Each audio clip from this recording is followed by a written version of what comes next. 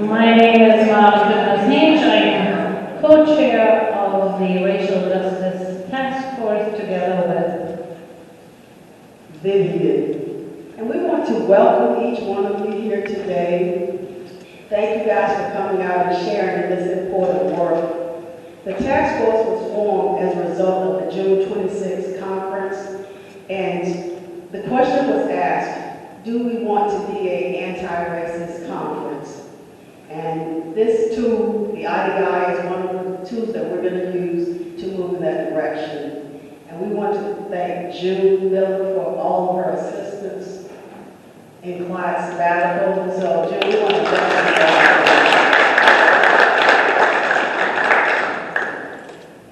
Let's pray. Oh God, we are grateful to be gathered here in your presence this morning. You have been faithful through the ages, and you continue to be faithful, even when we stray from the path. We ask that you send forth your Spirit into this place. Fill us with your power.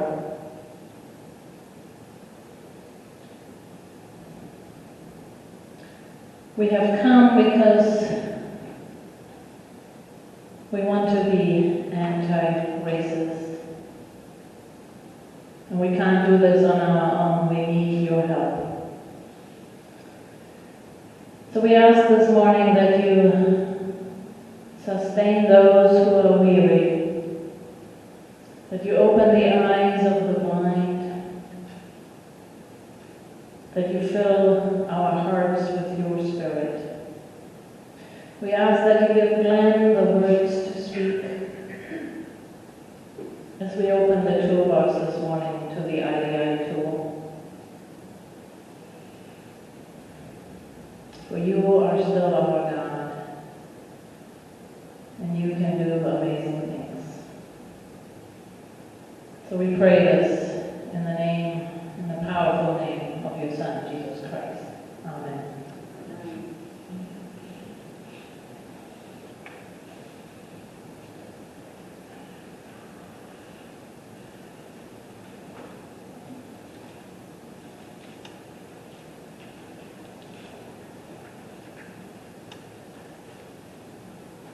It's a joy to be present with you today and to... Turn it so that the light is green. Where do I do that? Midway down. There we go. Okay. It's a joy to be with you and to celebrate this event that the Racial Justice Task Force decided was necessary for our conference in order to be an anti-racist group. And we wanted to make sure that all the leaders of the conference had an opportunity to receive good education for this purpose. I will say that my sabbatical has been eventful, and that I am grateful that I'm seen today rather than viewed, and have enjoyed the time off, but also had an interrupted event called a heart attack. And my right artery was blocked, and that has been corrected with a stent. And I am doing well because my wife was the attending person. She is experiencing more of the trauma. Help with this one for her. So she says, when I see people with me, people ask how I'm doing, but nobody asks how she's doing. So we have encouraged her to get some trauma counseling as a way of working through it.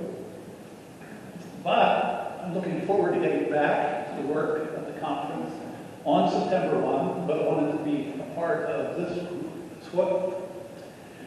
I'm excited that Glenn, our executive denominational minister, could be here. He has been part of the training and is a trainer for this event. Glenn is an innovative leader, and I saw that firsthand probably a decade or two ago, when Glenn and I was working on a subcommittee at Eastern Mennonite Seminary for the LEAP program. It was a program to help high school students begin to learn about theological education. And Glen was, at that time, innovative, thinking outside the box, creating excitement and enthusiasm for the program. And I was always impressed with the way that he communicated as well as guided people in that process.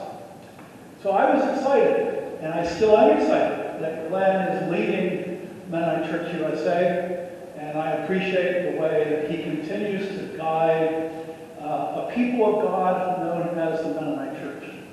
And I value the friendship that we've had over the years, as well as the leadership expertise that he brings. So Glen, welcome to Virginia Mennonite Conference. Many of you would know he served at C3 as a youth minister, and he held credentials in Virginia Mennonite Conference for many years.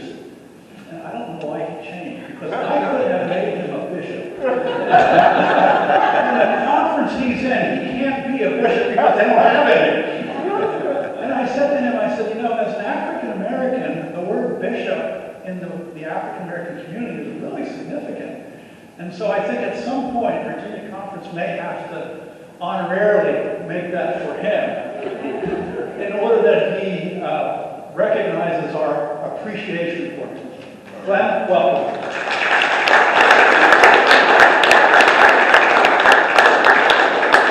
Thank you so much, Clyde. Just turn this on.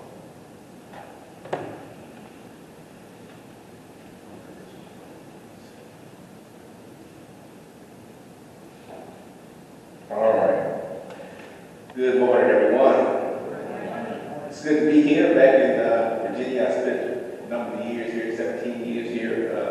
And actually, I actually was on the Damascus Road anti-racism team about 20 years ago here in Virginia Conference. So that kind of started me on the path of the work that I'm doing now. So I owe immense gratitude to the people here at Virginia Conference and the ministry that I've been a part of since joining. Well, today we're going to go over two parts of our training today. First of all, I just want us to really think about diversity, equity, and inclusion and what it means in regards to ministry, our call and what God would have us to do as we lead the people here in this conference and across the denomination. And then we'll go into the IDI a little bit more in depth. One of the things I will say, this is not anti-racism training, what I'm going to do today. I think this is part of anti-racism work. But as we think about cultural competency, which the IDI measures, it just gives us a baseline in order to see how we can be most effective in this training. The IDI will give you a sense of kind of where you fall on a spectrum, and depending on where you fall, that will depend on what type of training will be appropriate for your group. So that's what the IDI will measure. We'll talk a little bit more about that. But just a little bit about what we're going to go over today. Let's see if this is working now. Let's try to see.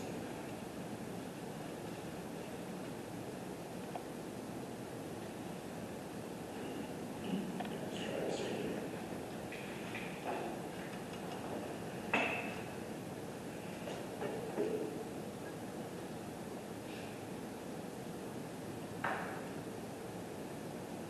Get everything set up and it goes to sleep, and I got to reset it just a second.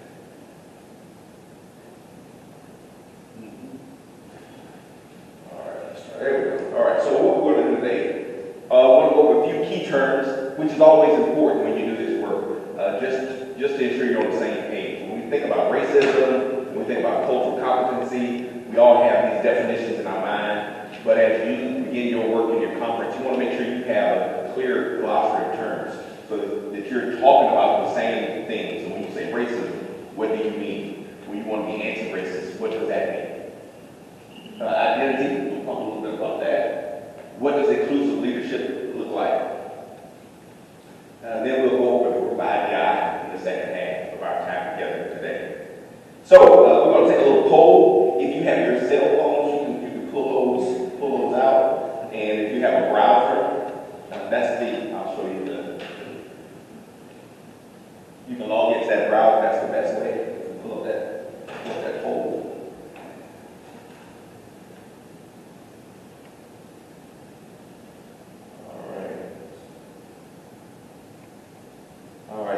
see a poll, you'll be able to vote. That poll question, using 1 to 3 words to describe yourself. That's what I want you to do.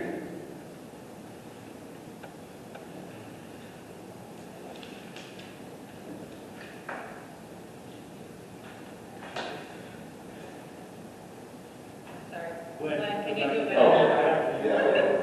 There you go. If you text, you can use this bottle. It's better if you can use your browser. You know, if you have a smartphone, use your browser. Thank you pretty much. Can we get the passcode for the internet? It should be open to guests. PVMC guest, so you should be able to just get right on it. Password. And then naturally use the text option.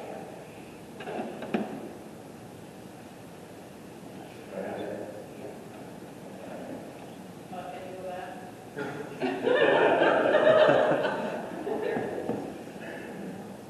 Our fingers are just waking up. Just wake it up, okay?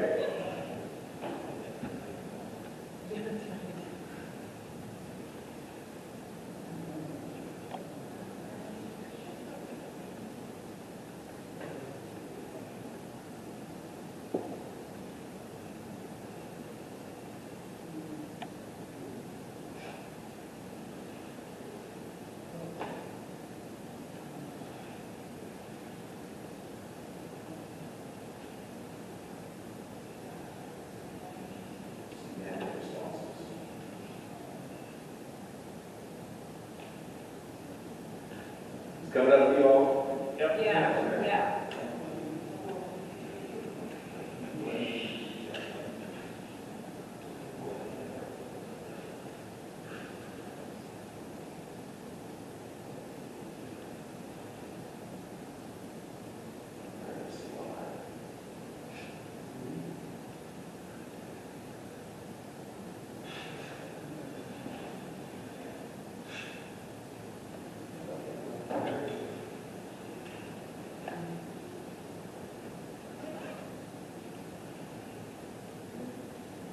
All right, let's see if I can bring up the results.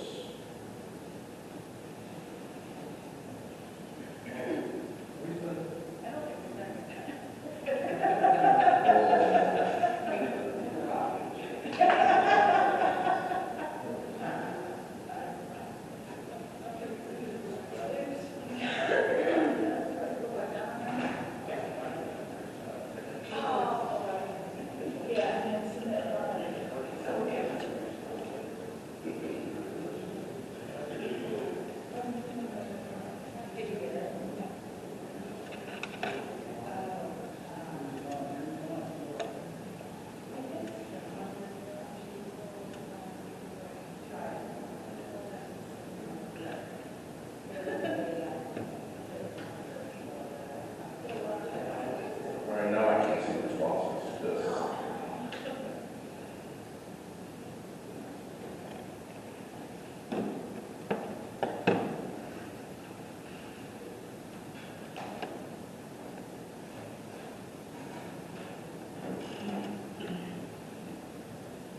All right, so these are the responses that we had. A lot of husbands and fathers in here today. Follower,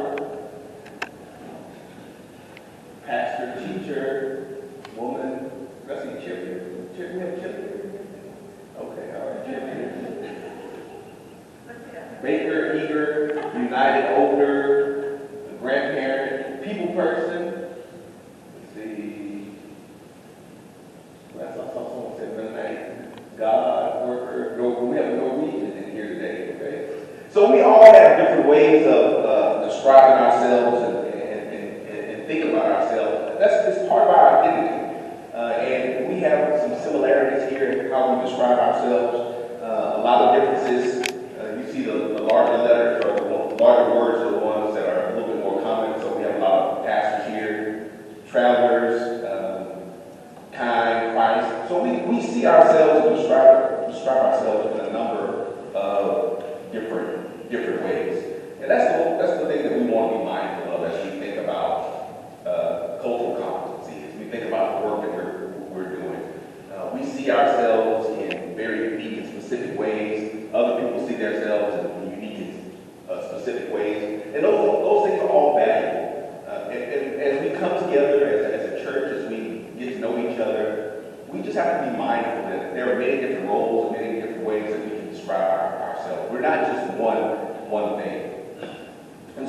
think about a few terms that I'm going to use during our training, our time together. I want to make sure we're on the same page as we utilize these terms. First of all is culture. And so the IDI measures cultural competency. So what is culture? So the really complex definition of this is culture is a complex whole which includes knowledge, beliefs, arts, morals, law, customs, and any other capabilities and habits acquired by a human as a member of society. So that's what our culture is. The really simple definition that I like to use is the way we do things around here. Wherever here happens to be, that's what culture is. So Virginia Mennonite Conference has a culture, Mennonite Church USA has a culture, and then we're all parts of various subcultures. And so it's how we do things around here. That's a really important thing for us to remember as we seek to be anti-racist, as we think about being intercultural. And I do like the word intercultural now versus cross-cultural. Cross-cultural or multicultural really just kind of suggests that there are these lanes that people have to stay in. Intercultural talks about an intersection of those cultures, and I think that's where we are. You'll get different practitioners that will speak about that in different ways, but I like the intercultural because at some point we have to start intersecting our cultures. The way that we do things around here needs to intersect. It needs to be a blending, not so much running in parallel lanes as we think about this type of work. And culture is influenced by how we see ourselves, by our identity. And so you all describe yourselves in a number of different ways, and we have, each of us has our own individual framework that's a part of this big mosaic that we are connected through. All right, here's question number 2. All right, let me launch that one. All right. What is acceptable to put on your grits? So I can bring that one up.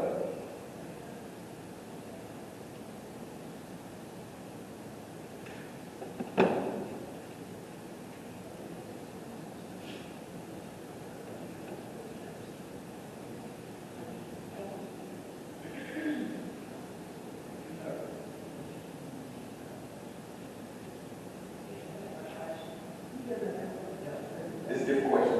Oh, I'm sorry. That's the wrong question. I'll answer that. Okay, there you go. Yeah. You can answer that one, it's okay.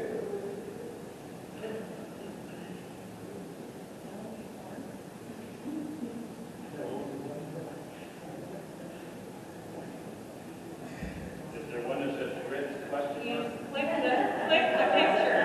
Yeah, click the picture. Have the picture.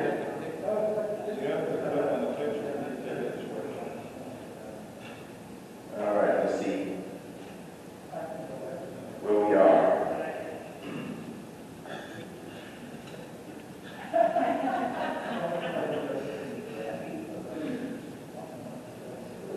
Oh, this is butter salt. That's what that is.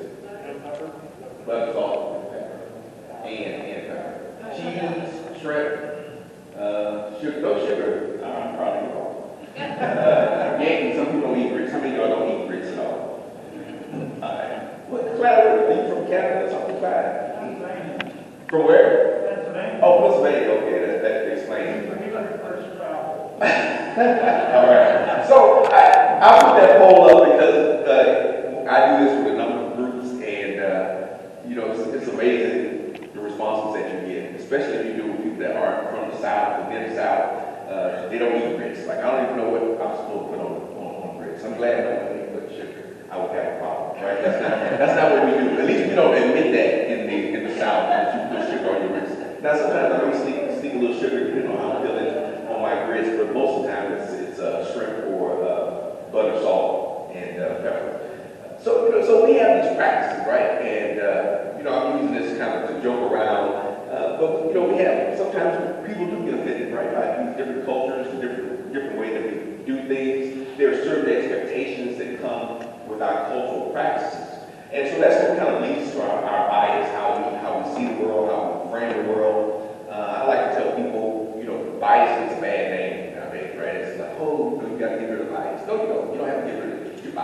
You need to be aware of your bias, and you need to use your bias properly. If you're walking down the street and you see a dog foaming at your mouth, your bias will tell you to go the other way, right? So we have to be mindful of our bias, how it impacts us, how it impacts how we relate to the world. So just know that culture, we have all different kinds of practices, and sometimes I shift between different things. Like I said, sometimes I put butter and salt on my grits, and sometimes I put shrimp on there. Sometimes I put cheese and shrimp. So we switch it up from time to time. So let's be mindful of our cultural practices and how they change from time to time.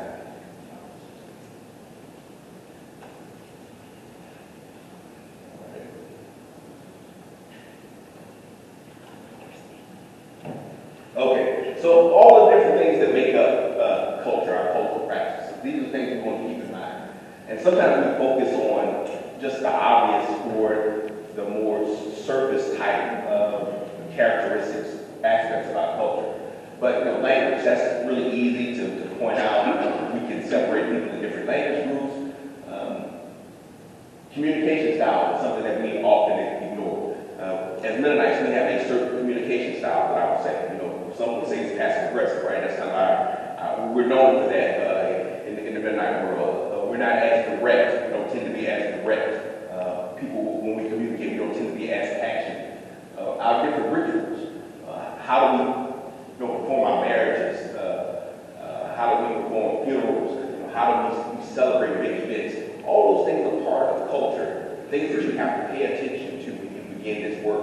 It's not just about the old way of thinking was to be colorblind. No, that's not what it's about. It's about understanding how these different cultural practices impact people, how it leads to expected behaviors. Those are the things that we need to think about as we begin this work with cultural competency, as we think about being anti-racist.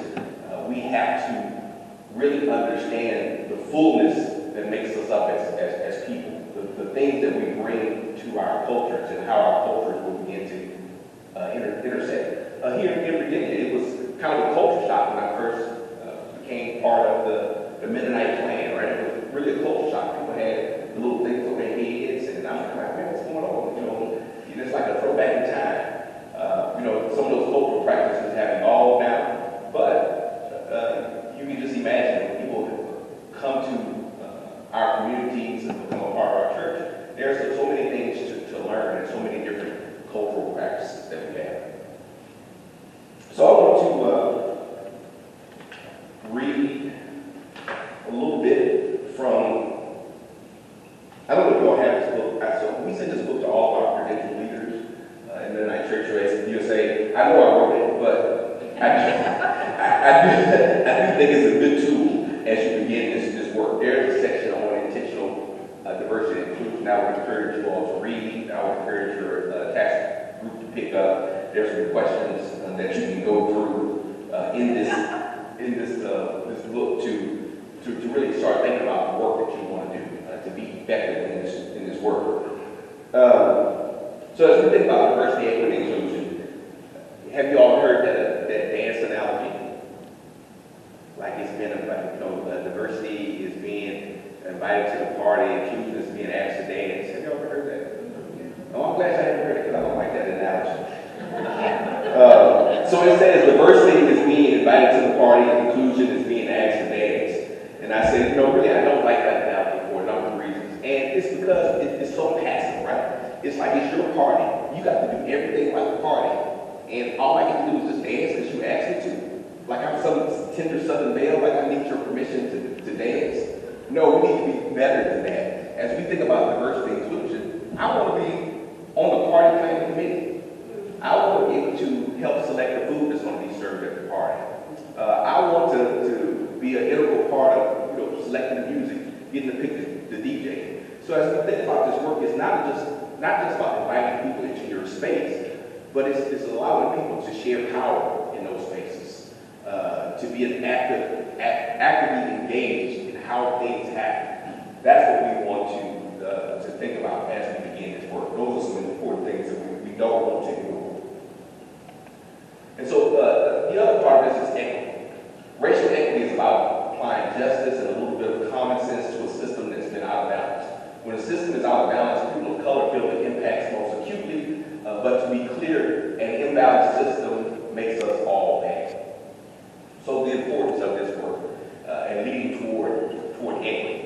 is that we want to bring the system back into balance. Sometimes people feel like, hey, I'm losing something. If you've been in power for a little while, the change starts to happen. People feel like, hey, I'm losing something. But I want to challenge that thought and say, no, you're not losing something. As we rebalance the system, we all benefit. We have a greater opportunity to tap into resources. We have a greater opportunity to learn from creative people. We have a greater opportunity to examine our current practices and make them better. But we want to do that the right way. Now, some people will disagree with this because I'm not an activist. Activists sometimes want to push at all costs. But I really think this work needs to be done the right way. You have to be methodical. You have to have a plan if you want to preserve the context that you are in. Now, sometimes things do need to go away, and sometimes things do need to break in order for change to happen. But many times things just need to be. We need to put stress on the system in order for it to change. But you have to do it with some common sense. Equality is about treating everyone the same regardless of the situation or circumstance, but there can be no true equality without equity. And so equity is a part about rebalancing the system, not sometimes as we think about just making everything even. Sometimes we have to do other things in order to get the system back in balance. You can try to make things equal, but without equity, it won't last. It won't be sustainable. All right, so the question for you is, how can we apply these terms to our work today as follows in Christ? I want you to think about that at your table. So diversity, equity, and equality. I want you to think about that talk about that at your table for a few minutes. How can we apply these terms to our work today as followers of Christ?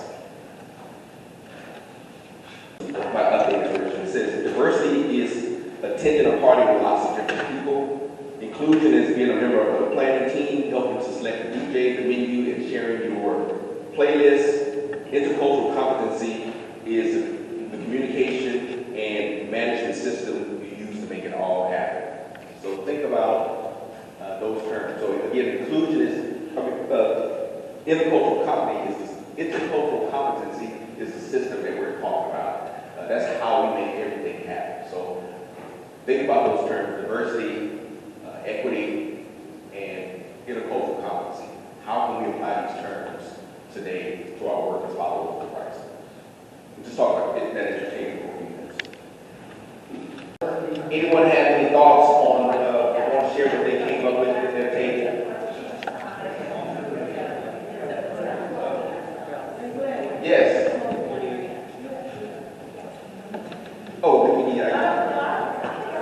Okay, then you're right. Yes, recording, if you don't mind.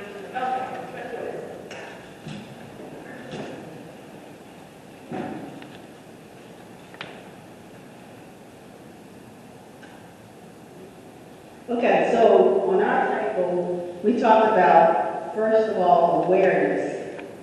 You have to be aware of the situation, the circumstances. Then you have to be honest about what you see after you're aware, and then you have to take action. So, we have to get, a lot of times we don't get to the action part of it. We're aware, and sometimes we're not aware because we've been indoctrinated to accept what we see, and we're not aware. So the awareness is the key, then honesty, and then the action. I'll take another comment.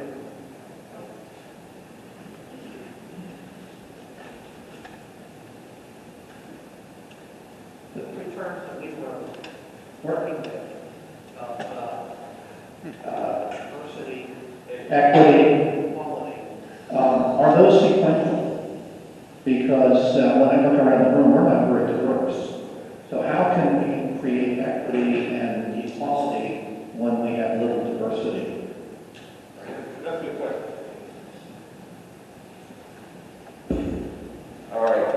That's one reason why you should get my book if you don't have it. I talked about that a little bit. So let's go back over the term. So first of all, diversity, again, I said, diversity is just variety. That's what it is. And this is one reason why you have to divide your term. We do have diversity in this room, but it may not be kind of diversity you are looking for. We have a number of men, we have a number of women.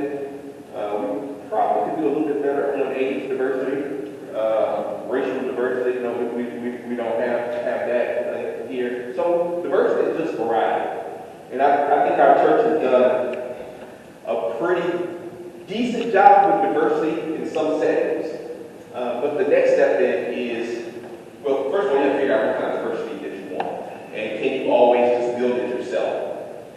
No, I want to be realistic. No, you can't always do that because you may be in a location where there just aren't any people of color. I mean, you live where you live.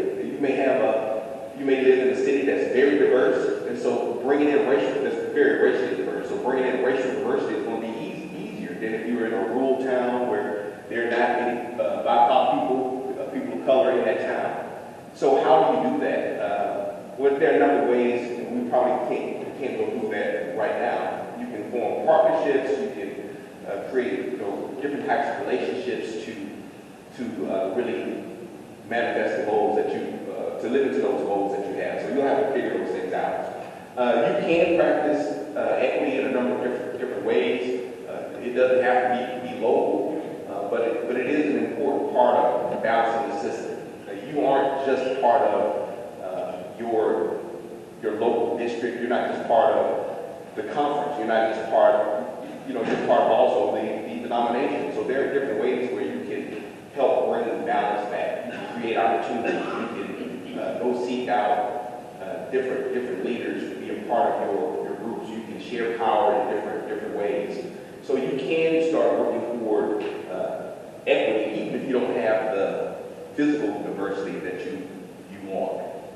And then the inclusion is well, intercultural competency is what we talk about. But those are the systems and things that you need to put in place to make this all work.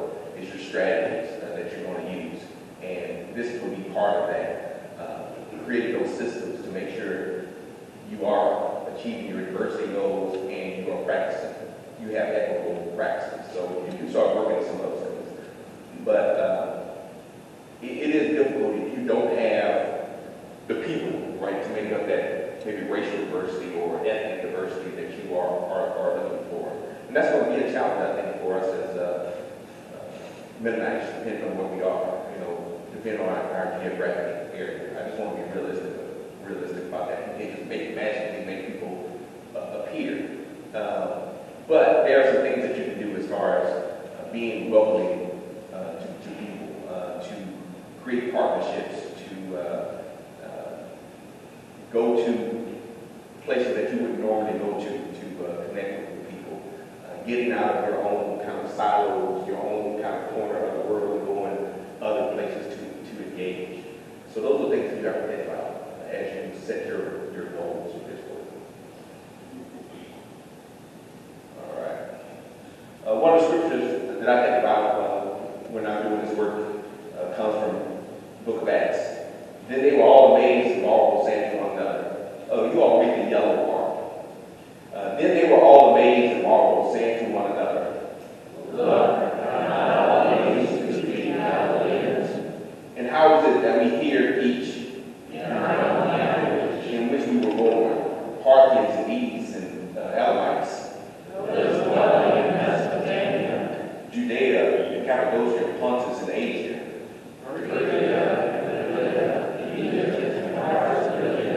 adjoining Cyrene, visitors from Rome, both Jews and proselytes, Cretans and Arabs. We hear them speaking in our own tongues the wonderful works of God. So they were all amazed and perplexed, saying to one another, whatever could this be? All right, so I like this. It's an intersection, everyone coming together, even though they understood each other in their own cultural context, but they were all, focused and together, celebrating the same thing, the spirit moved. And so to me, this is a great illustration of that intercultural, the manifestation of intercultural competency here in the Bible. That we all are focused and led by the Spirit, but then we have our own cultural understandings. But those things can come together and be something powerful. Again, it's not about me me losing something. It's not about changing something in a way that's harmful to me. No, it's about bringing together all of these different cultures and understandings to create something new, to be a part of something bigger than what we are or what we can be alone. All right, so isms. So you all talk about being anti-racist. So this is one of the key definitions that you will have to develop. So what is an ism? And the definition that I use is a systemic misuse of power as it relates to whatever. So if it's sexism, it's based on person's gender. If it's racism, it's based on race. So the systemic misuse of power. It's not about individual prejudice. It's not about individual discrimination, but it's a system that disempowers people. And so why do we have to pay attention to this? All right. So this is, I think it's really, I really love this chart here. So as we think about what goes on. And so as we start to form our ideas, our thoughts, so associations and assumptions are made in our minds based on our bias, based on our preferences, the things that we are used to, the things that we read and consume, how we're formed and shaped by our community. It starts to allow us to have a picture of the world. And then those pictures and how we see the world and how we're formed starts to shape our policies and practice, our history. That's always a big thing. People don't want to change, right? People don't want to change. Why don't they want to change? Because they're biased. They want the world to work the way they have always known to work. They want the church to work the way they've always wanted the church to work. I think I don't know if the person is here to say, I don't care. But the last time I was here, someone said, part of the problem with the church is that we don't sing hymns in German anymore. I've never sang a hymn in German. That's not an expectation for me to sing. I like singing hymns. I don't get me wrong. I like a good hymn just as well as anybody. I didn't realize until I became a part of the Mennonite Church that they were still writing hymns. I thought everybody wrote a hymn was dead. I didn't know that.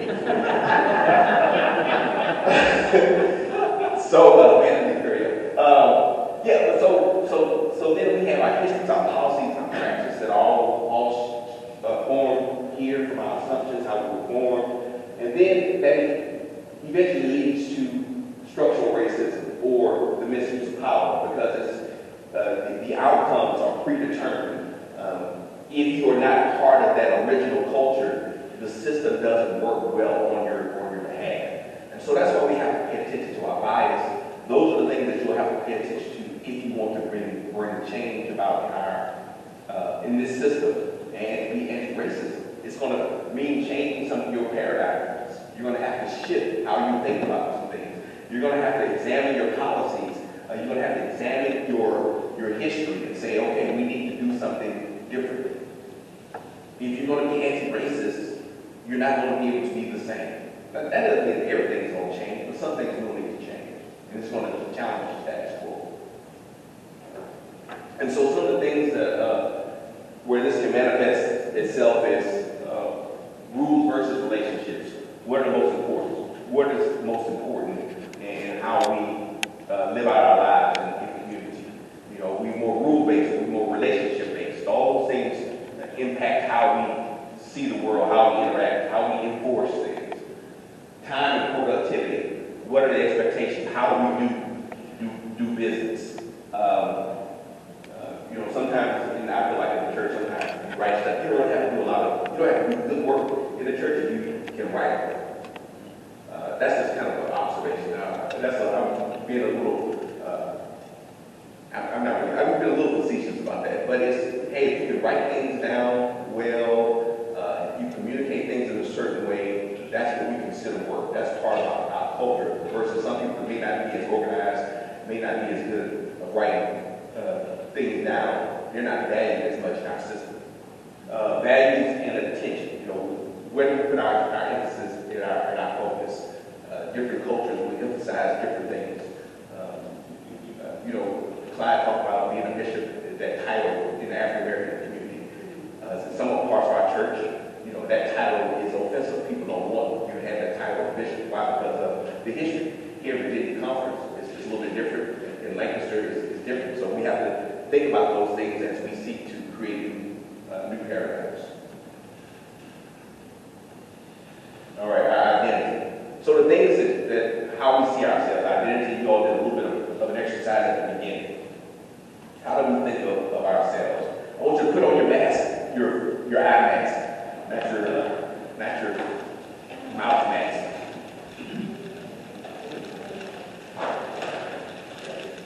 And then you can take that mask home with you when you're done with it. There's the mask.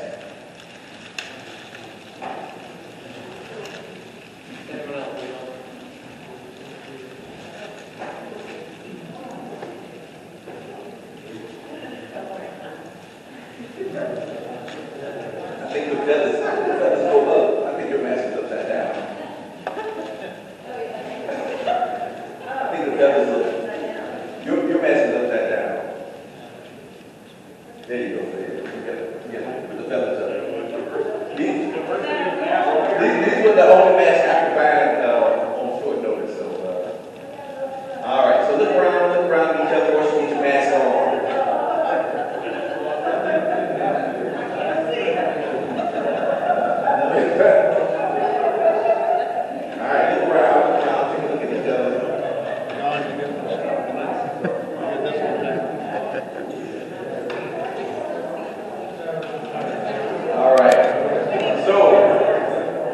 I want you to talk about at your table as we have your mask on. When have you had to hide part of your identity? When have you had to hide part of your identity? Think about it, and you can think about it maybe even in the context of being a part of being a conference, being in the church. When have you had to hide part of your identity? So spend a few moments talking about that at your table. In regards to mask, hopefully y'all believe in Superman. You know, nobody could tell who he was, and he just put his glasses on. He had the whole ultimate simple costume. So when have you had to hide part of your identity? You may not have been out fighting crime, but there have been some other things where you had to hide your identity. Possibly when you were not a part of a particular community and you're not sure, we talk about trust, and so withholding parts of ourselves to kind of test the waters to see. And on the flip side of that, when we are the person who is in power, what do we do to ratchet that down so that people are more comfortable speaking? You said something about banks. Oh, well, I just said, in the business I'm in, it's communication, and so I'm looking very intently. We have masks on and we have masks on, and I can't read facial expressions at all or eyes, and I found myself really trying to make my facial expressions extreme, realizing that nobody can see my facial expressions, but I'm looking very intently at everyone, and so that the masks really made it difficult for us to connect, I felt.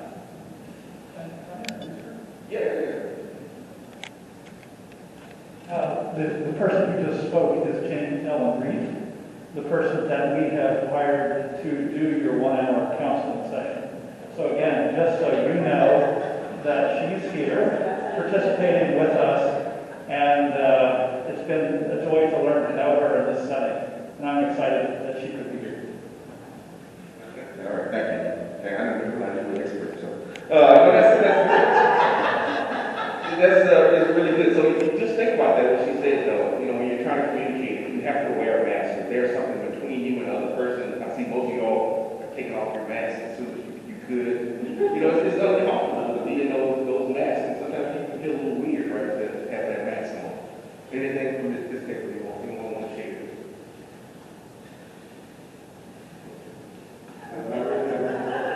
Any great volunteers want to share and have a personal story of mask? We talk about two things.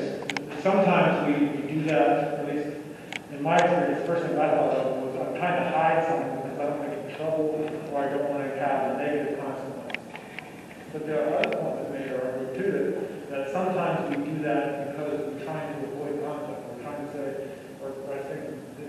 positive way of saying we're building unity. So, we're trying to not let something that we think is going to be divisive come out right now until we've built that trust, or until we've built that relationship. All right, that's a couple ways to look at that. Sometimes we do hide, right? We are not empowered. We want to hide a part of ourselves in order to fit in. But then there may be part of this where we are trying to diminish ourselves, not to offend people. And I actually think that we think, and you'll see when you do the individual IDI, we do have some people here in the reversal form of polarization, which is kind of a pushing back of your own culture, trying to be sensitive to other cultures. Sometimes that can be helpful, sometimes it's not helpful. Sometimes it can be just as damaging as using power. But we do, sometimes we push ourselves down in order to try to create that balance. But it's still a mask that we wear. Any observations? No observations. Any other comments? Oh.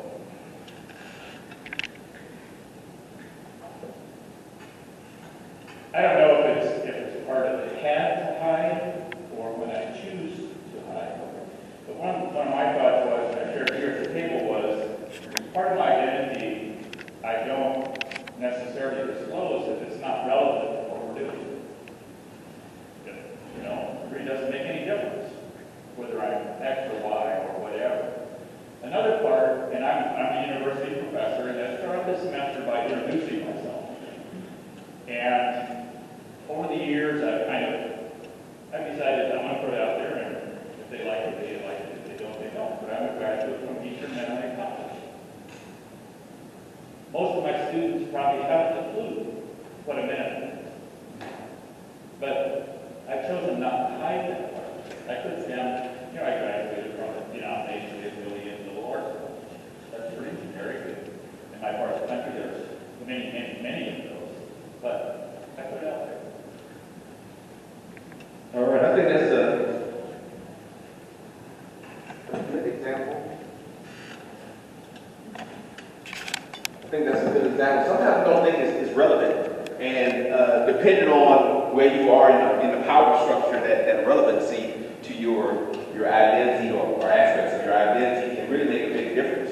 You may not feel like you measure up, right? Well, it's not relevant. I don't really measure up. I've done a lot of work with Clive and Sarah back when I was on the board of trustees at EMU. And every time I'm like, man, I'm with all these smart people. They have all these PhDs and things like that. Well, I'm not going to say anything about any of the credentials that I have because they don't measure up. So sometimes we hide ourselves that way because we don't feel like we're a part. And we may have something to offer. It can just be something different. So just be cognizant of that mask exercise that we did when we go over the IDI, because there are times when we mask ourselves in order to either survive or to keep the peace, to connect with people. And those can all be very valid reasons, but we have to be mindful of the mask we wear and the mask that other people may put on in our presence. And so there are a number of different parts of our identity. Of course, you're focusing on racial justice. I do think the skills that you learn with the IDI and the principles that I want to share with you today can be applied to a number of differences. But there are so many different aspects of who we are, our identity, that you might want to pay attention to.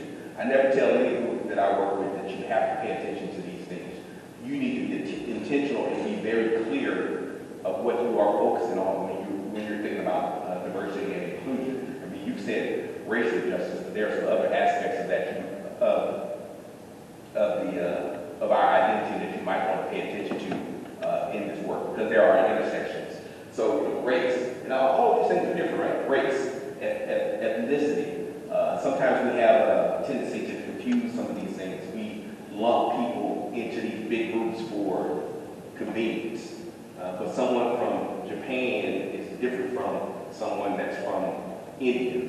But they're all Asian, right, according to our categorizations. We have to be mindful how these identity factors play out. People can be black. There's a difference between a black African American and a black Jamaican. We have some different cultural practices, and they have sweet ketchup over in Jamaica, which is okay, but it's not for Heinz.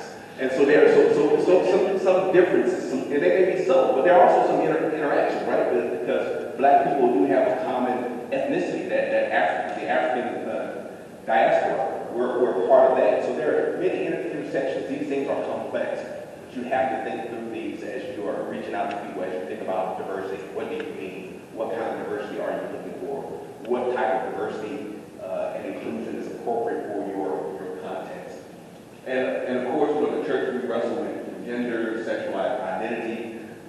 Those are things that we have to be mindful of, whether you are inclusive or not. We have to be mindful of those things in the work that we're doing as a part of this church, as a part of this world. Social economic status is something we often ignore in our churches. We tend to flock together with people that make the same amount of money that we make, that live in the same neighborhoods and areas. But that's another essential need as we think about this work that has many ties to other things such as race and nationality and ethnicity. If you are an immigrant, you may be lower down on the socioeconomic ladder.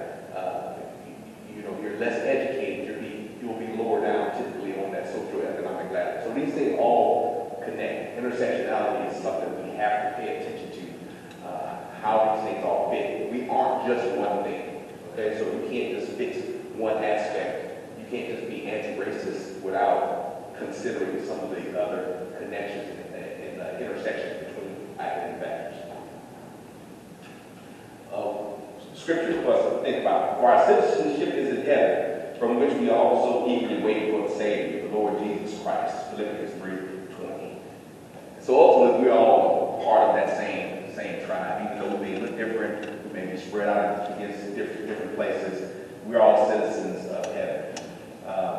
I've been thinking about the citizenship thing now recently because of what's going on in Afghanistan. You all I'm sure aware of the news in Afghanistan. And many Americans have been left over in Afghanistan. That's what I've heard in the news. And I watch the news, and I watch a little Fox News, I watch a little CNN, and how things are reported. And it's just amazing to me. I was like, man, they're really concerned about these American citizens. Do they know they're not white? That's the first thought that came to my mind. Do they know they're not white? Because these are the same people that when they come to this country, we are demonizing because they are maybe Muslims or they may be of that Southeast Asian descent. I said, so man, we're really concerned about these American citizens over there in Afghanistan, but are we concerned about when they come over here and they're a part of our country? So I always like to go back to our citizenship is in heaven. We're all part of God's kingdom, and that should change, right? We shouldn't switch that up. We shouldn't switch that up depending on how we feel at the time. We are all created in that image of God, something that we have to think about. Again, at your table, just spend a few minutes thinking about this. What does it mean to be created in the image of God? How can the church help in that understanding? And how can the church do harm? Those are three big questions that I think you should wrestle with as you think about being an anti-racist church. Because I work for the denomination, so I get to hear a lot. I get a lot of emails from people.